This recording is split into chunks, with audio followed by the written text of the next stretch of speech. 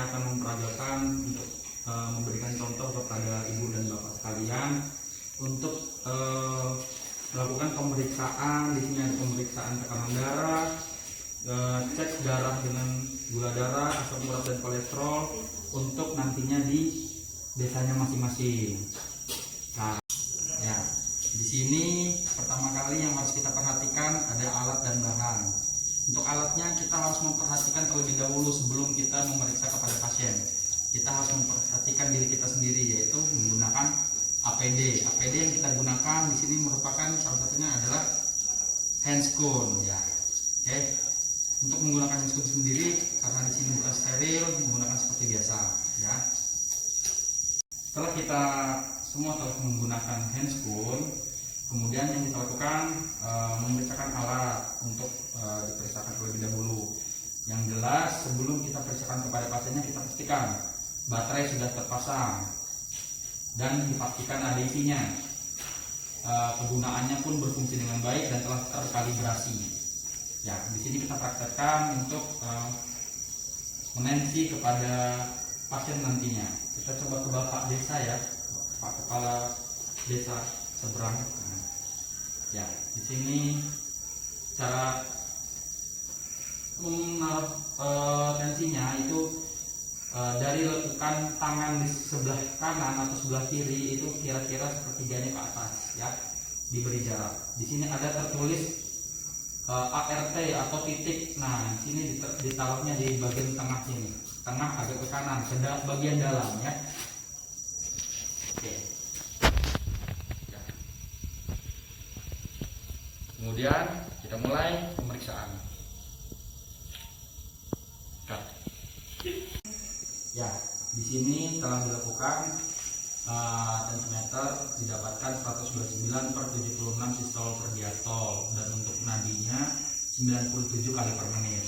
Nah, setelah kita selesai melakukan pemeriksaan, kita lepas kembali mansetnya. Selanjutnya pemeriksaan darah. Di sini pemeriksaan darah yang kita lakukan terdapat 3 macam, yaitu pemeriksaan gula darah sewaktu maupun puasa, kemudian pemeriksaan asam urat dan kolesterol. Nah, di sini ada alat yang bernama glukometer. Nah, alat ini pun juga menggunakan baterai, jadi harus kita pastikan terlebih dahulu baterai aman, masih banyak dan berfungsi dengan baik. Kemudian selain alat, di sini juga ada sticknya, GDS stick, asam urat stick maupun kolesterol stick yang nanti akan dimasukkan ke dalam alat sini. Kemudian ada alcohol swab untuk membersihkan area yang akan kita ambil darahnya. Kemudian ada needle, yang mana needle di sini digunakan untuk dimasukkan ke dalam pena needle ini, pen needle, ya. Nah, di sini terdapat lubang dan ini dapat dimasukkan. Setelah itu boleh dibuka untuk penutup dari jarum ini, dibuka dengan cara diputar.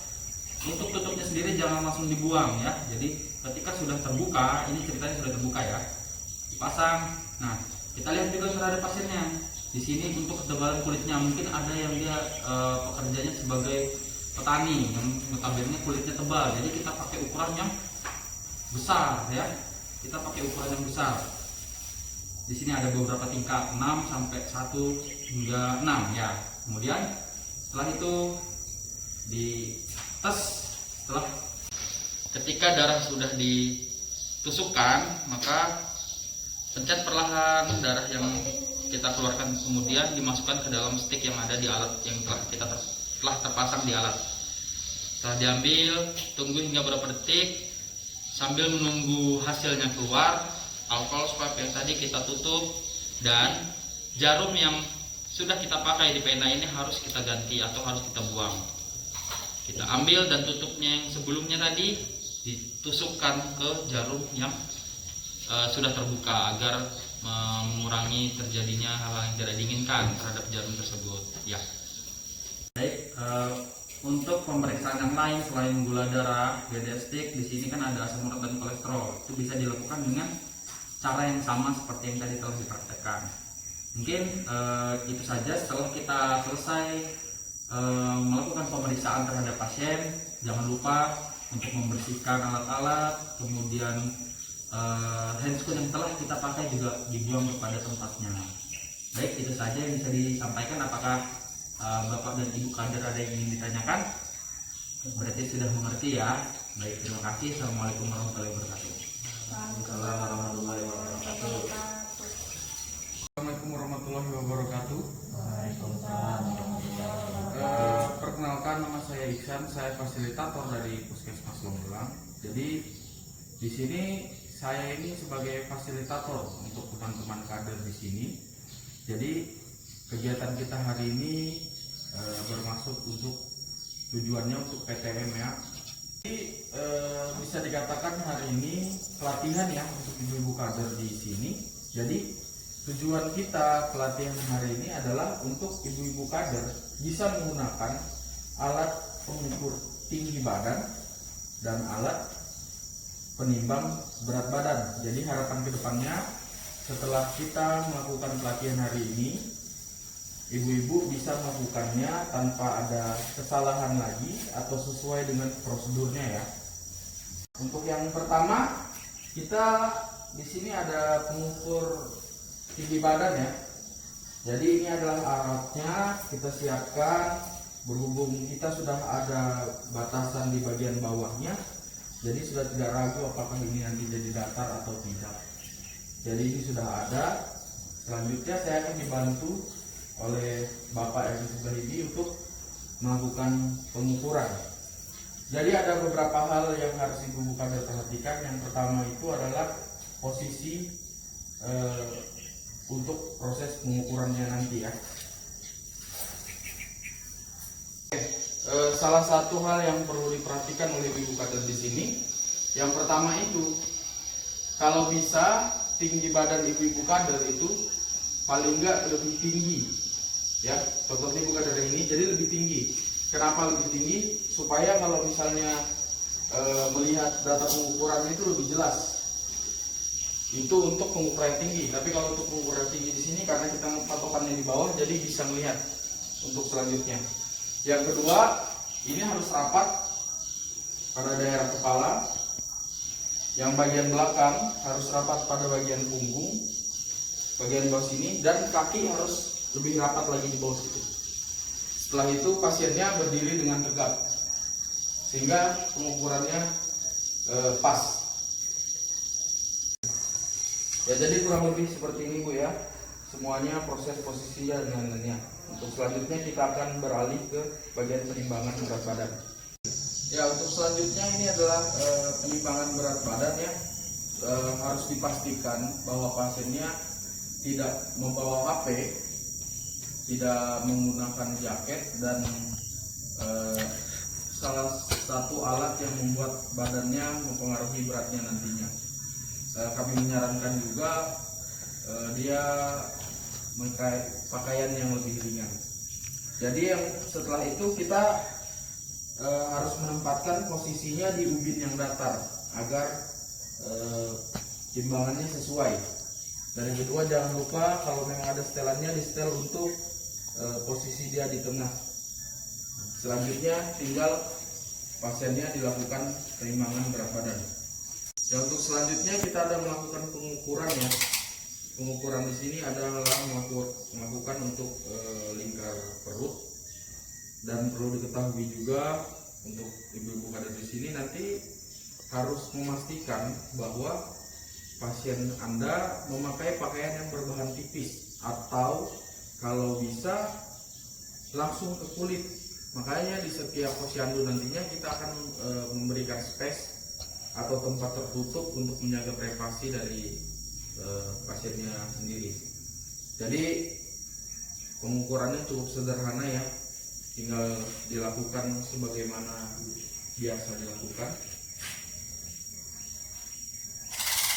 Ditarik seperti biasa, disesuaikan posisinya.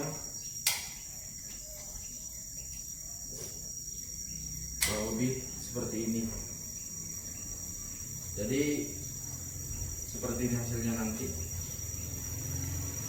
Jadi saya harapkan nantinya si ibu kader bisa memahami alat-alat ini ya. Selanjutnya. Oke, jadi harapan saya ke depannya ibu-ibu kader ini sudah bisa memahami alat yang di sini, yaitu alat pengukur tinggi badan, satu, alat penimbang berat badan, dan alat pengukur. Jadi harapan ke depannya para kader setelah kami belikan fasilitator seperti ini dapat menjalankan Posyandu PTM dengan sebaik mungkin. Mungkin itu saja yang saya sampaikan, kurang lebihnya mohon maaf. Assalamualaikum warahmatullahi wabarakatuh. Assalamualaikum warahmatullahi wabarakatuh. Waalaikumsalam warahmatullahi wabarakatuh. Selamat pagi dan salam sejahtera untuk kita semua. Perkenalkan, saya Siti Fatimah Rahayu. Saya fasilitator wilayah kerja Puskesmas Kayungo atau Longelang. Senang rasanya bisa bertemu dan berkumpul bersama ibu-ibu kader dalam rangka sosialisasi aplikasi ASIK atau Sehat Indonesiaku. Jadi diharapkan ibu-ibu kader bisa menggunakan aplikasi ASIK ini melalui smartphone atau handphone ibu-ibu masing-masing. Pertama, kita harus menggunakan HP yang berbasis Android. Ibu-ibu sudah punya? Ya. Kemudian masuk ke Google Play Store. Kemudian kita download aplikasi Sehat Indonesiaku. Mungkin bisa dicoba. Setelah masuk ke aplikasi, lihat kita klik daftar. Setelah kita klik daftar, karena ibu-ibu sebagai kader, jadi kita pilih yang ini, kader. Kemudian klik berikutnya, tulis nik ibu-ibu, kemudian nama lengkap, nomor WhatsApp, provinsi, dan seterusnya. Ketika sudah berhasil mendaftar, mungkin bisa kita lihat ini ya, untuk pencatatan dari aplikasi ASIK sendiri seperti ini.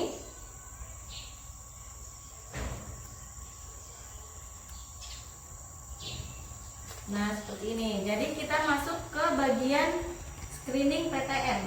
Mungkin bisa dicoba di HP-nya. Screening PTM. Kemudian klik tanggal hari ini. Klik OK. Kemudian Puskesmas Kayungo. Kemudian mulai aktifkan. Lalu klik nik yang akan kita masukkan.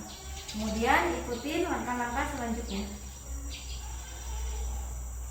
Nah, saya rasa sekian. Apakah dari ibu-ibu ada yang ingin ditanyakan dari aplikasi? Jadi kalau misalnya tidak ada yang ingin ditanyakan, saya ingin menginformasikan lagi. Kalau misalnya ibu-ibu dalam proses penginputan tidak ada jaringan atau di tempat ibu lagi misalnya tidak lagi pegang HP, mungkin bisa kami dari Puskesmas menyediakan ada formnya ya. Jadi mungkin ibu bisa mengisi dulu, kemudian kalau misalkan ada sinyalnya baru mulai ibu-ibu bisa mengisi lewat aplikasi. Saya rasa cukup sekian. Terima kasih atas kehadiran ibu-ibu. Saya akhiri, wabillahi taufiq wal hidayah. Wassalamualaikum warahmatullahi wabarakatuh.